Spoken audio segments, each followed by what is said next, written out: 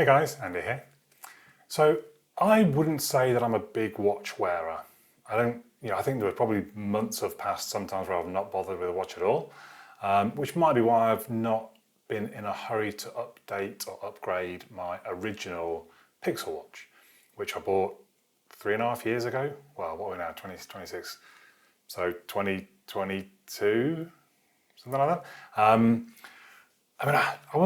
I'm not entirely convinced that things have moved that far. Each we've got a bit that way with phones, but I feel like watches are even more of a sort of a limited use case scenario where there's only so much you can improve on a watch.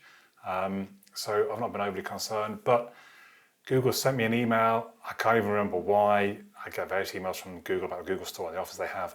And they basically said, hey, I have £150 off a Pixel watch. And I had been thinking, it's probably time I update my watch. A couple of times, my original Pixel, it wouldn't even turn on. I had to wait for it, leave off the charger for 10 hours, let it run out of battery, put it back on charge again, and it would work fine. And it's a little bit sluggish and slow at times. So I was thinking I probably should get a new one at some point. So when they sent me this offer through, I thought, this could be the time. Let's get the Pixel Watch 4. I went for the, I don't know if it'll focus on this, the 41mm Wi-Fi version, because that suits me fine. I've been using it. I've pretty much had it on non-stop for the last 7 or 8 days. And this video is for me to tell you my thoughts about it.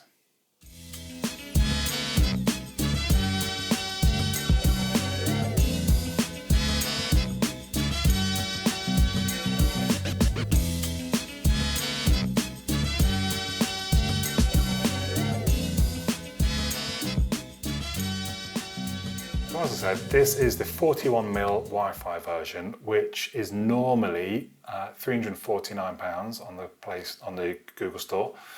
The LTE version is £449, which I find quite interesting. Why that much more? You've got to pay for the contract as well. This one is also available in 45mm. The main advantage, if you go for the 45mm, obviously is the bigger screen size. But the main advantage that I could tell really just the battery life.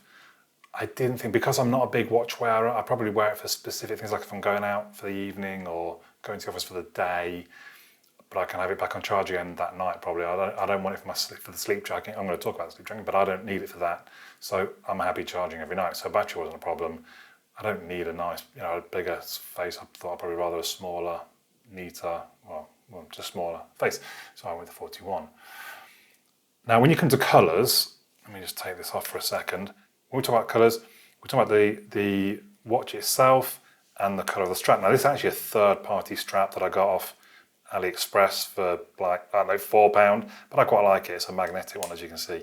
But yeah, the colours are matte black, polished silver, champagne gold, and then iris, lemongrass, porcelain, and obsidian. This one weighs 31 grams. The larger watch weighs 36. It is IP68 resistant. And it's a pretty simple design, really. They've kept the design all the way through. You've only got two sort of, I'd call them buttons, one being the crown, digital crown, which is quite responsive, I would say. And the other being kind of the app switcher, so you press that for the latest apps. And the crown, you can press it in to either bring it back to the watch face or to bring up the apps. You can then scroll through it with the crown, or you can just scroll through with your finger. So reasonably simple design, I would say, but it works for them, I think. So why not? If we talk about the hardware inside the watch, it's a Qualcomm Snapdragon W5 Gen 2, which is 4nm chipset with a quad-core CPU and Adreno A702 GPU, which I find quite interesting, but I guess, yeah, why not? They all have 32 gig of storage and 2 gig of RAM, which surprised me a little bit. I thought that might have moved on. I thought maybe more than 2 gig of RAM these days, but in reality, it's just a watch. What do you need more than 2 gig of RAM, I suppose? It does have NFC, so if you want to do payments and things, you can. It's also got a little speaker. We'll see if we can get a demo. I'm thinking of going cycling tomorrow. What's the weather like? Tomorrow, Tuesday in Barnet, looks mostly cloudy with a high of about 9 to 10 degrees Celsius and light winds, 5 to 10 miles per hour SSE, making for cool but likely dry cycling conditions. So, I mean, it's not crazy loud. If I'm outside, I've not tried it outside, it might be a bit harder. Obviously, we're in a reasonably quiet scenario indoors. That obviously was giving it, so the watch face I've chosen, I've got Gemini as my shortcut. I'm quite a fan of Gemini. You might have seen the video I did last week, is just how useful it can be. But yeah, so the speaker, yeah, okay. It also has haptics, so even just kind of scrolling the scroll wheel, I can feel a little da-da-da-da-da as I'm scrolling through things. But the haptics also work for notifications, obviously, and turn-by-turn directions, perhaps, if you're using Google Maps and you're walking somewhere and using the directions. The screen is a 1.2-inch AMOLED display, 408 pixels square, which is actually slightly less than my original Pixel, which I thought was quite interesting. But the brightness goes up to 3000 nits at peak, which is really quite bright, so I'm not too worried about sort of daylight and being able to see it. And then the front is a Gorilla Glass 5. So the software obviously is Wear OS. A few of the interesting things, so if we kind of swipe through, I've got a quick start, I could just tap, like I'm cycling, I tap that, running, weightlifting, it starts straight away. We've got some sleep stats I can tap into. This is part of Fitbit. I'm going to come talk about these a bit more in a moment. Let's come back. Let's keep going, scrolling through. Heart rate, again, part of Fitbit. Safety check. So if I press start, well, press start, I suppose. Hello, there we go. And it basically explains to you that it's going to keep checking with you every now and then. Are you okay? And if I don't respond, then I'm okay. So you go, if you're walking alone or something, or going for a run, taking transport, hiking, all these sort of things you can select. And basically, yes, you're going to keep checking. You're going to have to keep tapping something on your watch. And if you don't, so you're saying you're okay, and you don't respond, it's going to send your location to your designated person, or maybe even other services. I didn't try it. Add new Gemini action, so you can put some Gemini stuff in there. Funny enough, calendar, that's not one of my calendar items. Somebody else's that I have their calendar. And then the weather. But yeah, it's all, I would say it's all quite slick and smooth. What's the good thing? Let's go into notes, I suppose. I think that's all quite smooth. The only odd thing, like I use Home, and I was using it to turn lights on and off, but it was surprising how often, maybe when they've actually loaded it. There we go. I think I just did it. I just turned my kitchen lights on. Why isn't that? Yeah, I don't know if it's, I'll just see. I'm not sure what that is. It's only in the sort of Home app when I'm trying to turn the lights on and off. It doesn't seem to, because I guess maybe it's because there's massive touch space, so it's not. I don't know. A little bit weird. Anyway, there is raise to talk. So in theory, I'm just going to pop it on. In theory, as I raise my wrist up, I can then talk to Gemini. And in theory, I should be able to talk to it, but it's doing nothing. So when it set it up, it said, "You want to use raise to talk?" Yeah, go on. I said, "Okay, give it a try." And I gave it a try and it worked. I thought, "Oh, that's quite cool." And anytime I've tried to use Sensei, it doesn't seem to work. I don't know if I'm doing something wrong, but I mean, it's pretty simple instruction. Raise it, talk to it. It doesn't seem to work. Yeah, I mean, it's a good theory. Yeah, I don't know. Yeah, see.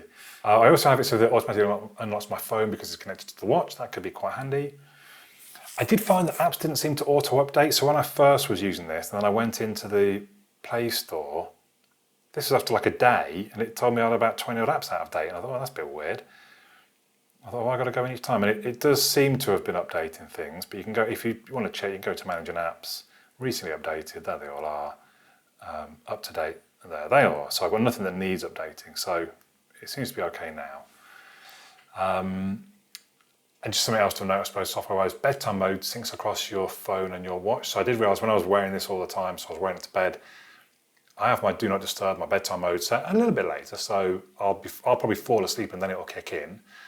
But I didn't really want the light of the watch. It wasn't like illuminating the room, but anyway, so I just manually was turning bedtime mode on the watch. It's quite easy, pull down, and it's kind of the second option there in a little bit. And I noticed that it did it to the phone at the same time. I think that's probably quite a good thing. And then while we're on software, I'll kind of talk a little bit more about some of what it does. And I think we saw, so if I go into the no, actually no, I'm going to open Fitbit, I think is the better way. So I'm going to go into the Fitbit app. And we can see that, hey Andy, and it tells me my current cardio load, it tells me my readiness. Now readiness is kind of based on a variety of things like your heart rate variability, your sleep, your resting heart rate, and it in theory tells you how ready you are to go exercise. And it's saying not that ready. Probably isn't that far off. I cycled quite hard yesterday, so today should really be a bit of a rest day.